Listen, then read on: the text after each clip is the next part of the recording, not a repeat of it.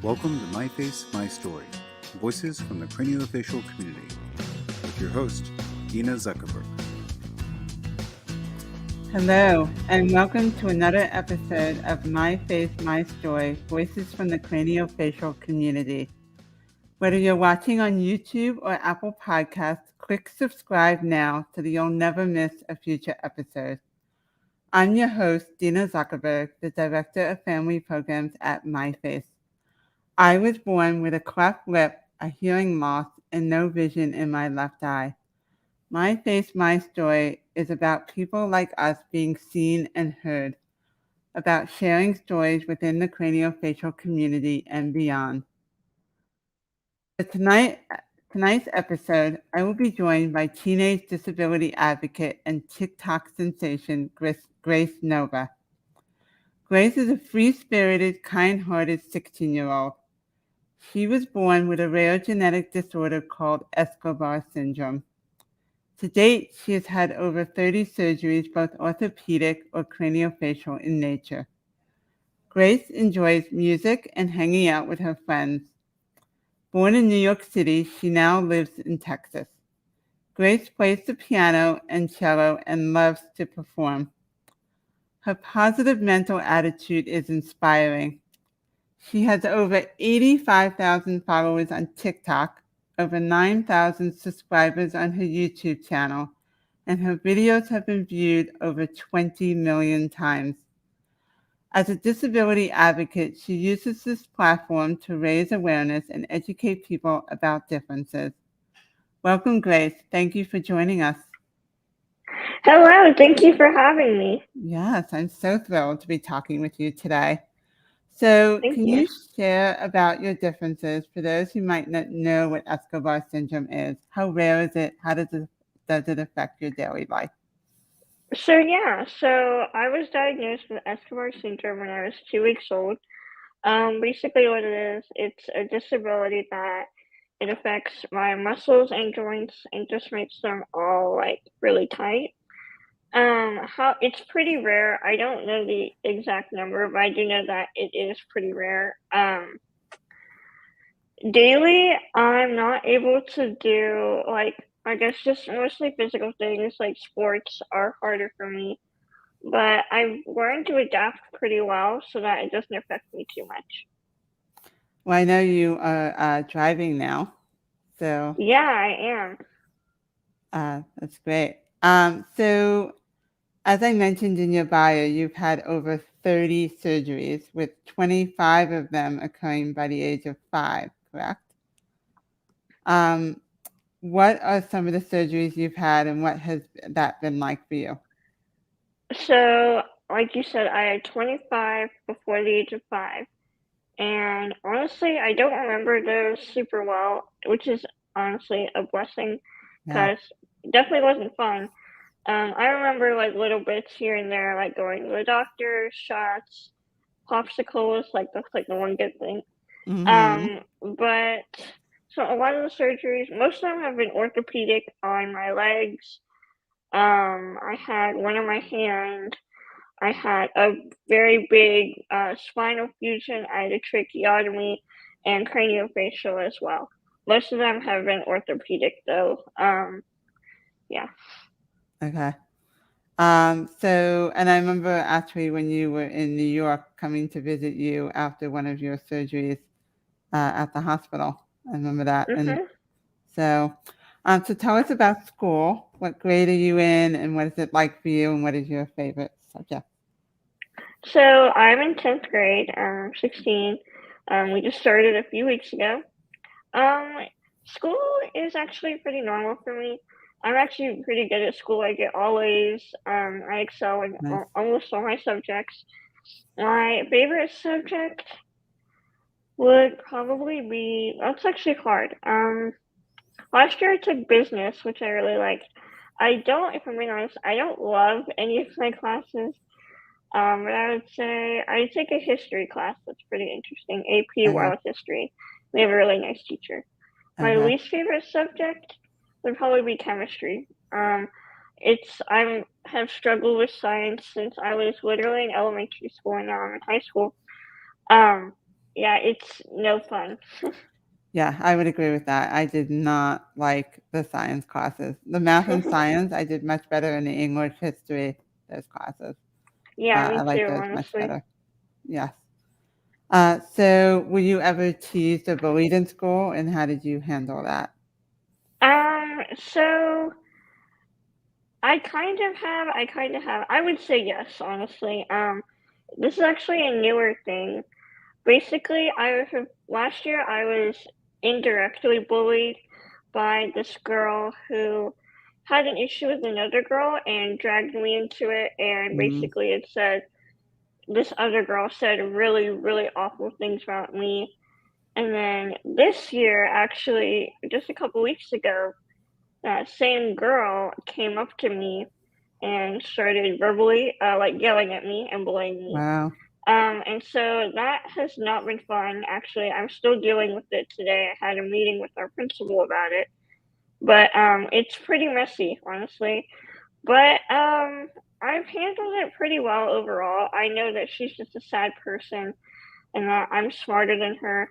I've achieved more than her, and I will achieve more than she ever will. And so it's about having a positive attitude and looking on the bright side. And like I am right now, I'm educating others on how to deal with it and Right. just trying to move forward. Good for you. And I know Thank you. you and I have done stuff on the Wonder with the book Wonder, and we came to your school, and I think that's another great tool for educating people. So, Yeah, but yes, I like your attitude about it. And sometimes thank you.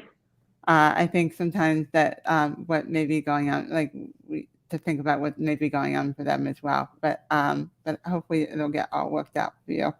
So I Yeah, just want to thank remind our audience members to feel free to ask Grace any questions you might have using the live chat. So we'd love to hear your questions and your comments.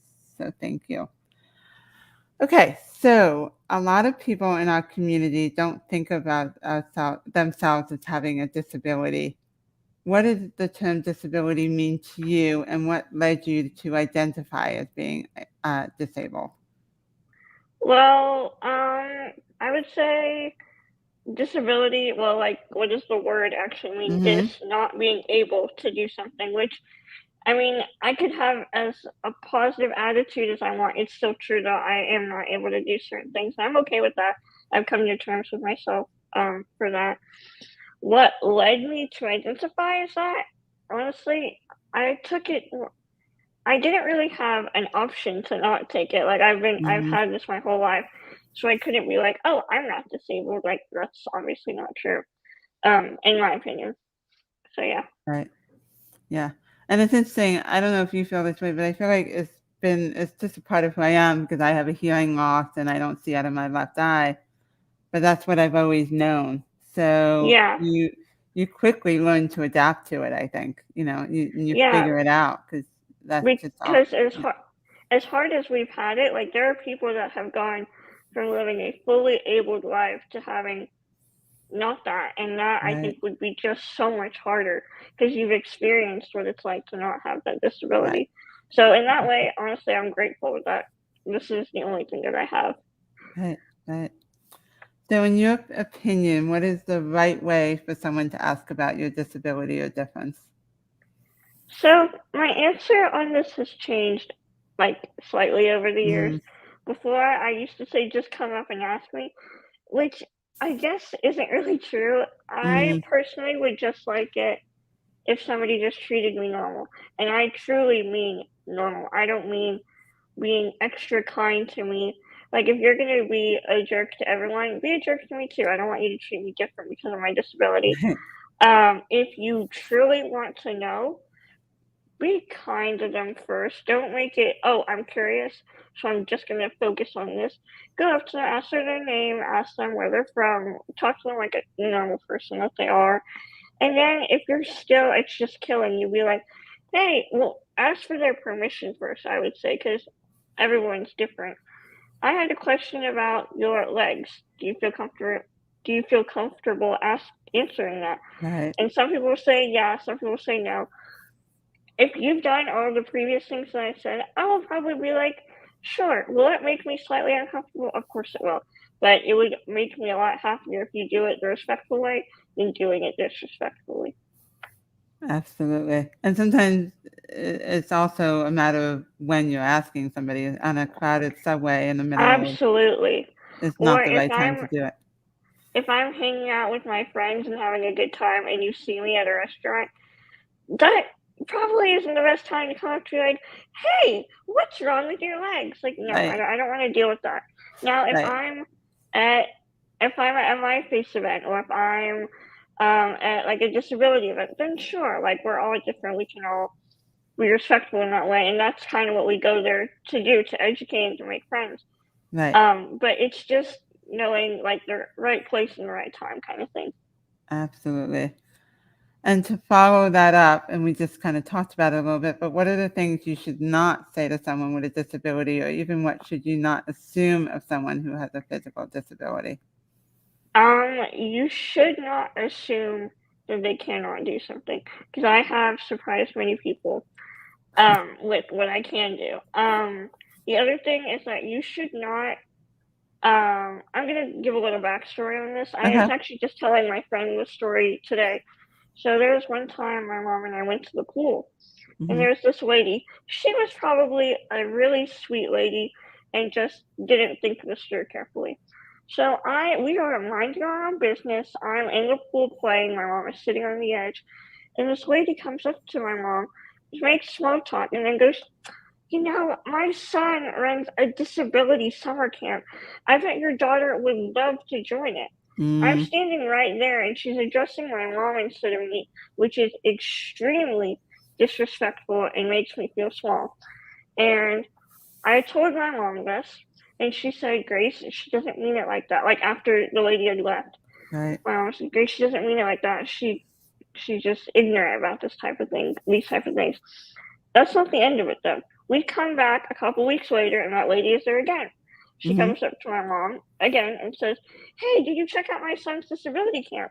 And that's when I spoke up for myself and I said, "Excuse me, ma'am, I'm fully able to talk for myself. Like, if you want to talk to me about that, you can, but like, I'm able to talk for myself." And she tried to be really nice. She's like, "Oh, sweetie, I'm so sorry. I didn't mean to make you feel like that." But it's just not assuming that because they have a disability that Right. they're, I guess, stupid, which is something that makes me so. It's probably one of the worst things for me, is because like I'm gonna brag on myself. I'm very very smart. Like I said, I get all A's. I'm at the top of my class. I take all honors classes. I almost have a 4.0. Like just because Right. my physical abilities are different doesn't mean that my brain is different, like, at all. So, Right. It's one of my pet peeves too, and mhm. it's I I think education is so important because it drives me crazy that people make that assumption. And I too remember when I was growing up that people would ask my parents, they wouldn't talk to me directly because they would assume because I looked different, I couldn't speak up for myself, and it used to drive me Yeah. crazy. Yeah. So, I I've mean, I've tried to get, not get, but, like, become more talkative and more bubbly in front of new people. That way I'm like, "Okay, you can obviously see that, 1, I can advocate for myself, and 2, I can talk like a normal person, so you don't need to baby me or talk to my parents instead." yeah, good for you. So, so why did you want to create a YouTube channel, Grace Nova, and can you tell us a little bit about that? Yeah, so it actually wasn't our idea.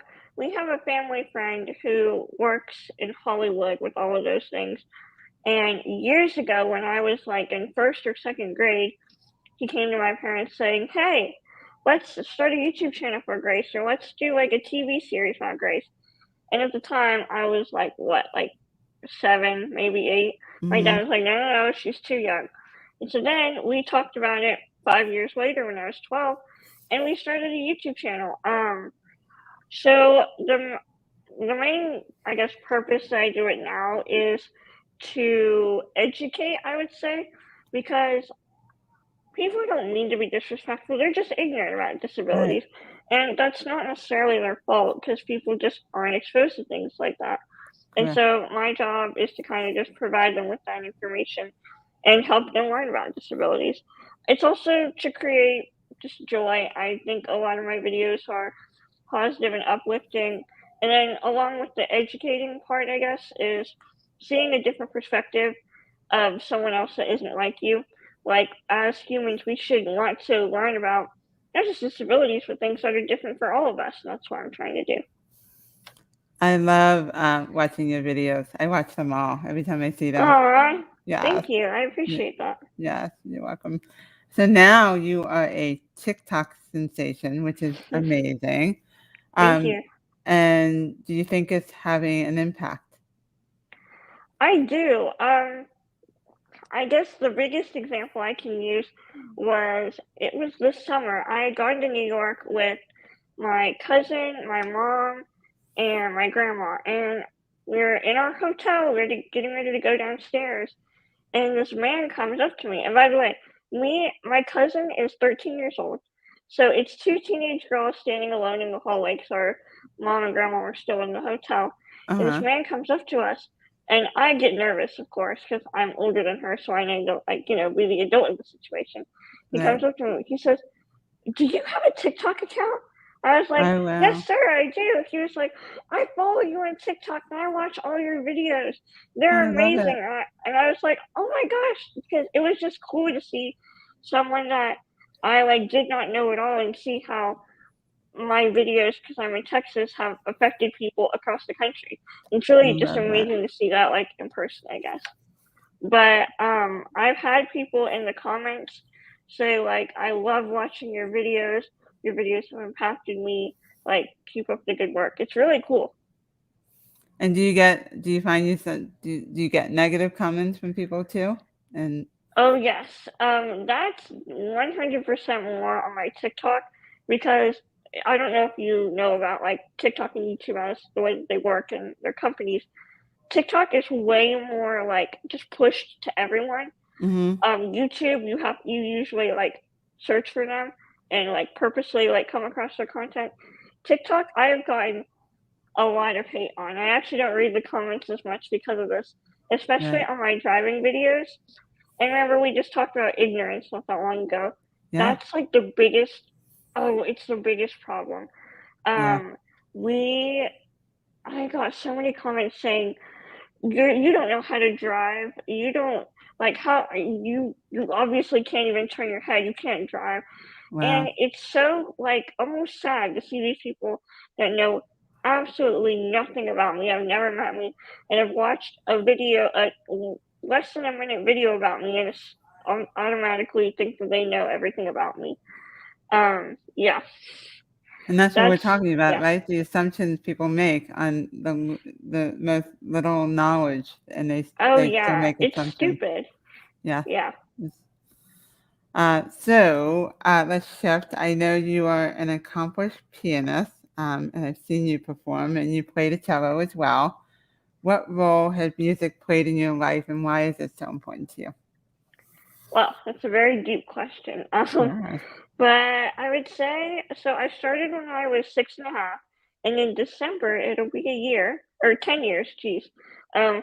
So yeah, I that's was pretty going to say that crazy. makes you really good if you've only Yeah. been playing a year. Thank you. No, yeah, almost 10 years. It has played a huge role in my life. It has been something that has set me apart from people, but for the positive, not for having a disability, because you can hear the music that I play, and not it can be just a a non-video recording, just like a voice recording, and you would have no idea that I have a disability.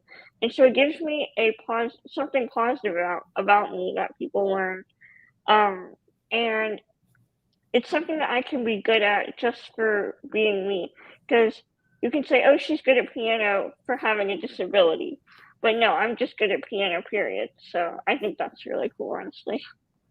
It's one of my favorite music to listen to is piano music, and I have taken piano lessons when I was younger, and I'm actually thinking of moving into a new apartment soon. I'm actually thinking of getting a piano again and taking Oh wow! piano lessons because Yeah, you I should. loved it. Yeah, I'm gonna You inspire me, so maybe I will do that. Oh, thank you. So what is your favorite music to play? Do you have a favorite style that you like? So the lessons that I take are Suzuki music lessons, which the genre of music is all classical music, Okay.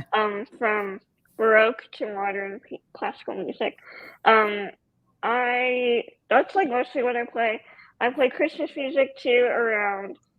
I usually start in like October. That way, it's like really good and polished by Christmas. I have played a few years ago. I played for about like a year or maybe even 2 years.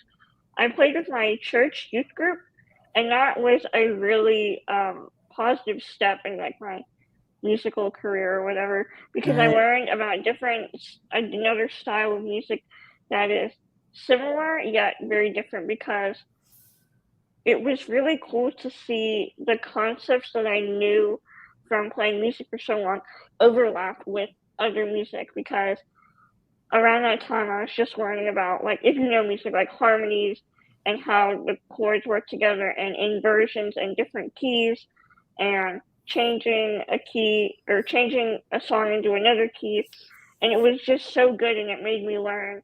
It really like exponentially grew my music knowledge, which was really cool. Right. Well, I think you are incredibly talented. Thank you. You're welcome. So you performed in the My Face talent show and at My Face Celebrates. Can you share what that was like for you? It was really, really fun. I enjoyed it a lot. It was you guys have helped me out so much. So it was Oh, nice to be able to, help you guys out too.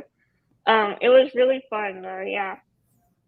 yeah. I remember the first talent show you performed in, and that was like the beginning of I feel like our relationship, and then you came back for My Face Celebrate this past year. So that was really Yeah. exciting. So what advice do you give someone with a facial difference or physical disability who may not believe they can do something? Well, I'm gonna be 100% real. Yeah, So I'm please. not gonna sugarcoat it if I'm being honest. I would take a step back first and say, why do you think that you can't do this? If it's because of your physical disability, then you have to be real with yourself and say, okay, I might not be able to do it like everybody else. And depending on your disability, there's a good chance you won't be able to. And before you can learn to do whatever it is, you need to accept that. Otherwise, you're going to kill yourself trying to make yourself do something that you just physically can't. Right. I've been really lucky. I think I have a firm grasp on that, and I know that I have to change stuff. I've known that since I was 3 years old, but some people don't. And so you need to take a step back and say, okay, I can't do it this way, but I can do it this way. And that's what I've had to do for piano. On my left hand, I can't play like with all five fingers. I have to play it Mm-hmm. differently. I play it with one finger, and then I also play it when I play chords a different way. So Right. it's just about adapting. And there is a part of you that says, like, I guess, advice. I would tell you to keep going. Everybody always says, don't give up, don't give up. But, like, you truly need to believe that too, because it's going to get hard. There are going to be times where you say, I should just quit because, like, nobody's going to think that I can do it anyway. No, you need to push yourself. And Right. that's one thing that I think people don't do as much as they should. Yeah, I think that's really great advice. I remember when I was learning to ski at the age of 7, and I don't remember this, or 6 or 7. My dad said I had a ski instructor, and I climbed up the bunny hill and skied down and climbed up, and I did that all day long. And then I became a really good skier to the point where I could do a double black diamond. I only did it once, I never do it again. But then I knew that I could do it. And so I think it Yeah, helped to believe that I could do something even if I had challenges. And so I think believing in yourself is really good too. yeah, And we have a comment to always believe in yourself. Well, yes, I'm in. So, yes, yeah. absolutely. So, uh, you were born in New York City, my hometown, and have since moved away. But I think New York has your heart, right? So, what are your favorite spots to visit when you are here? Well, so first of all, I've actually adapted to Texas really well. I love Uh-huh. it here now. I have an amazing group of friends. I have the best piano teacher I could have ever asked for or Nice. ever even imagined. We have a community here. I love my neighborhood. That's New great. York has changed a lot. I do enjoy going back though. I would say my favorite things to do. I usually go. Well, actually, that's not true. We usually don't go in the winter because New York City winters are a whole Hard. other thing. But I really like to go on the Beast. It's a speedboat on the Hudson River. I think it runs from like May to like maybe September or October. That's really fun. My favorite restaurant, the Palm, is also there, and Love Inatesso's the palm. is the Yeah. other restaurant I really like. One of my really good friends from preschool still lives there too, so I love getting to see her. The World Financial Building is awesome with all the shops, as well as the Freedom Tower.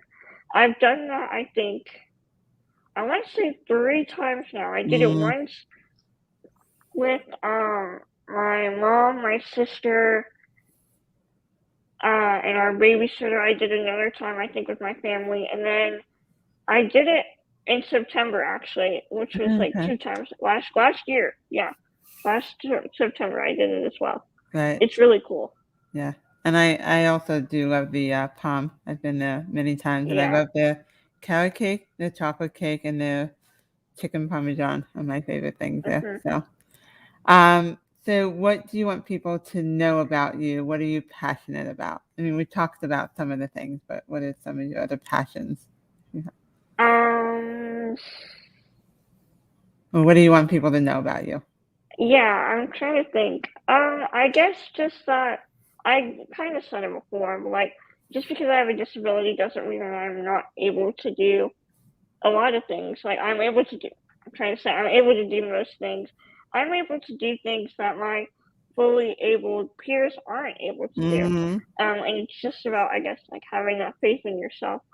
I would say, like for me, it's important to have a good support team. I have amazing parents. I have a great little sister who's my biggest cheerleader. I have amazing friends.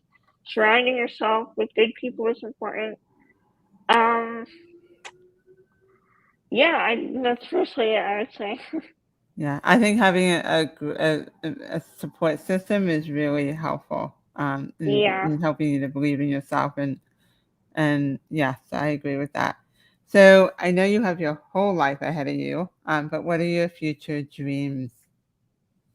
Well, that's something that my dad and I actually talk a lot about. Mm, Because I have a lot of interests outside of like everything that I've said.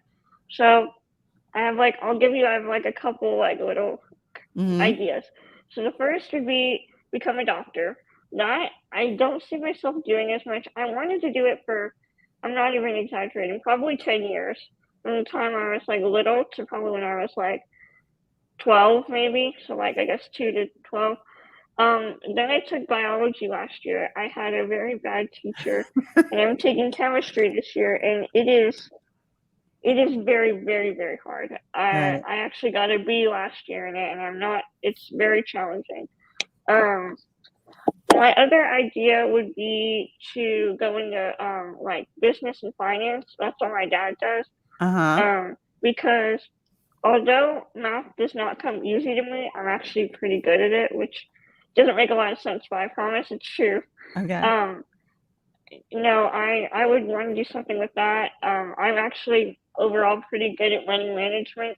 I think things through usually. Okay. Um, see, the last idea that I'm not leaning towards as much just because it's so risky, I guess, but would be having a career in music. I don't really know what that would entail for me because I don't really compose. I have no idea honestly, but just having some kind of career in music. And I guess actually there's a fourth one would be working in like the business side of like fashion. Uh-huh. I attended Runway of Dreams last September, and I really like fashion. And I know if you work more on the money making side and the actual business side of that, you'll make a lot more money than if you work Right. on the actual fashion side of it. So I try to think logically like that because I know the lifestyle that I want and I know the jobs that I need to get to support that lifestyle. Right. Well, like I said, you have your whole life ahead of you, and all these sound like great options. I've worked in finance, so I know a little bit about that. But Hmm. I can't wait to see what you end up doing. But Thank you. and then we'll have you on the podcast then again. We can see where you are then. Uh, before we wrap up, can you share with our viewers how they can follow you? Yes, so my handle is right there for me. It's in the bottom left hand corner. That is my account at, I guess, on TikTok and Instagram. At the Grace Nova. I'm also on Facebook. It's a page just called Grace Nova, and I'm also on YouTube at just Grace Nova. But yeah, I post the most probably on TikTok. That's where I have the most followers, and I post pretty regularly. So you definitely want to check it out. Okay. Are we I gonna? like I said, I Sorry, love your videos, so I watch them all the time. should I look in the comments or? Yeah, we can see if there's anything. Okay. I know Rose said she absolutely loves hearing all your different ideas for your future dreams. So, Yeah, and then I noticed Kathy Hayes said, "Thank you, Grace. You have spoken of your legs. What is wrong, if anything, with them?" So obviously you can't see anything, but my legs are slightly turned in, and I had two what do they call it?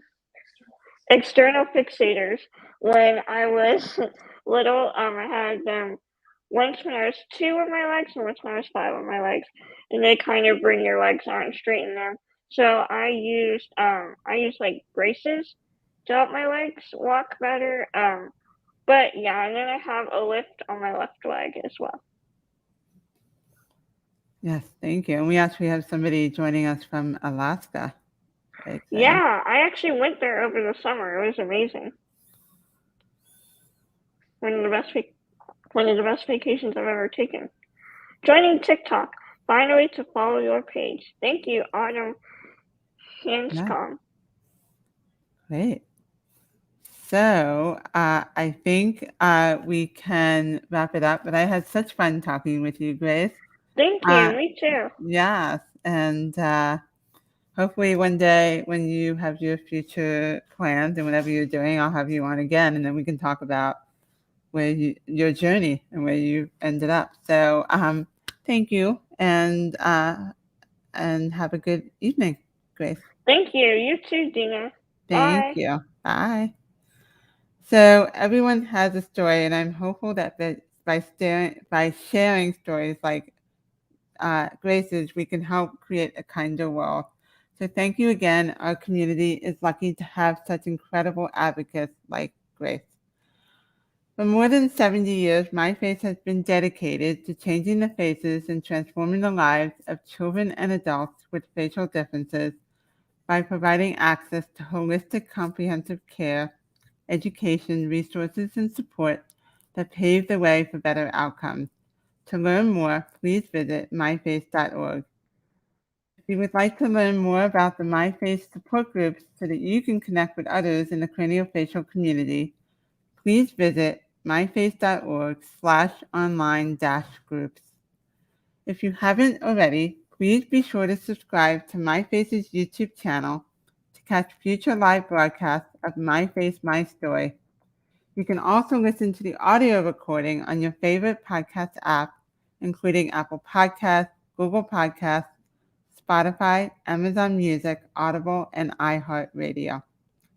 If you'd like to receive email reminders of new episodes, sign up at myface.org/mystory. That's myface.org/mystory. Thank you for joining us for this episode of My Face, My Story, and I hope you will join us for the next episode in October, where we will have a conversation with activist and CEO of Face Equality International, Felita Swift, and how, through her own experience, she now leads a fight for equity and equity and inclusion or equality and inclusion for those with facial differences. That's it for tonight's episode of My Face, My Story. But remember, it takes courage to share your story. So be brave and speak out.